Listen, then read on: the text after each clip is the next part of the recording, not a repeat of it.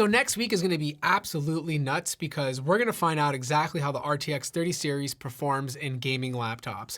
And if that's something you're excited about, make sure you subscribe to the channel so you don't miss any content on it. But in the meantime, I do have a little treat in the studio. This is the Razer Blade 15 base model. It's the 2020 edition.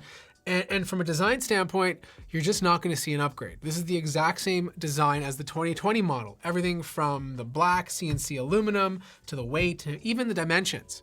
You even have the same diverse amount of ports, with the left-hand side having the power port, which is Razer's proprietary option, RJ45, USB, USB Type-C, which is Thunderbolt 3, an audio jack, and then on the right-hand side, you have a full-size HDMI, which is directly connected to the GPU, 2 more USB ports, and then another USB Type-C port that's not Thunderbolt 3. This laptop does not support Thunderbolt 4 because it's still using Intel's 10th gen processors. Now, the first major update is the display. You know, today, you're not getting a display with 60 Hertz anymore. It's just not happening. If you're getting an RTX 30 series card in the base model, it's either coming with 144 Hertz at Full HD, or there's a brand new SKU that's QHD. I have the QHD model here, and the refresh rate gets bumped up to 165. The biggest difference compared to the 1080p model is the color accuracy. Like, the gamut is higher, the color accuracy is better. It's just overall a much better panel.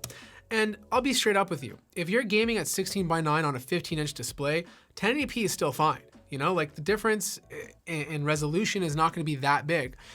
The big deal is when you are not gaming. You know, you come onto the desktop, you start reading a web page, the text, everything is just so much crisper to look at. Crispier to look at. And that's where the QHD comes into play.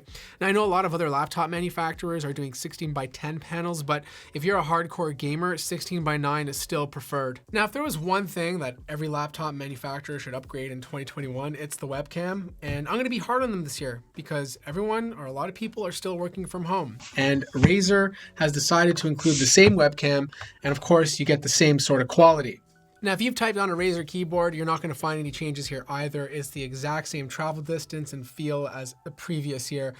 The one thing you should note is there's no per key RGB. If you want that, you have to move up to the advanced model.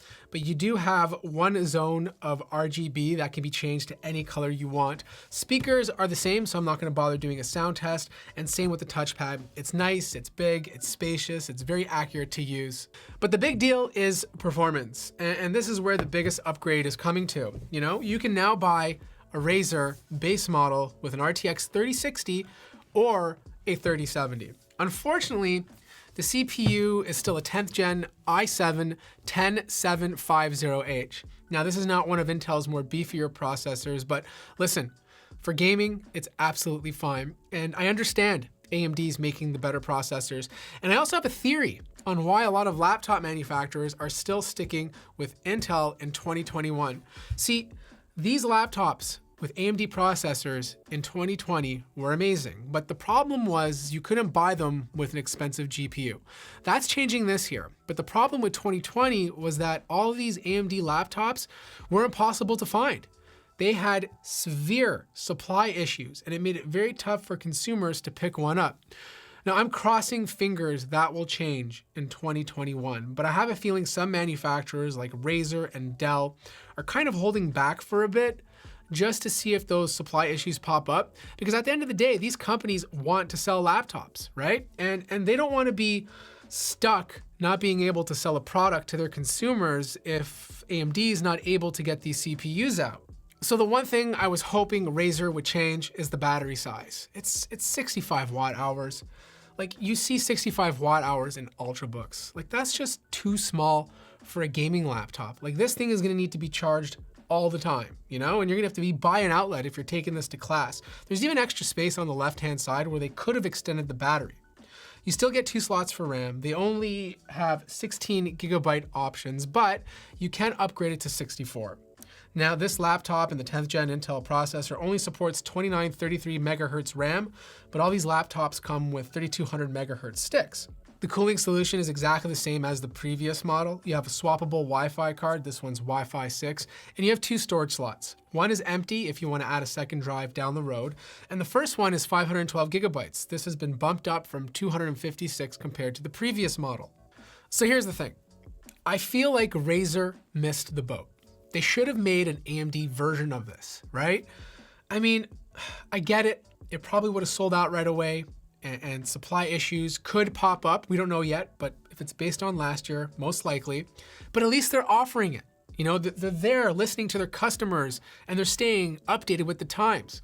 But to offer the 10750H, which was in their exact same laptop as last year, I mean, this thing was in every gaming laptop. It doesn't feel like a year-over-year update when it comes to CPU performance. Now, I know this is not entirely their fault because Intel doesn't have their 6-core 11th gen H-series processors out yet. And that's why I feel having that AMD SKU would have been a good, happy medium. Now, the reason why I do these first impression hands-on videos is more to get your questions for the full review. So if you're super interested in this laptop and you want me to answer your question, make sure to drop them in the comment section down below. Like the video if you liked it, subscribe if you haven't already, and I'll see you guys in the next video.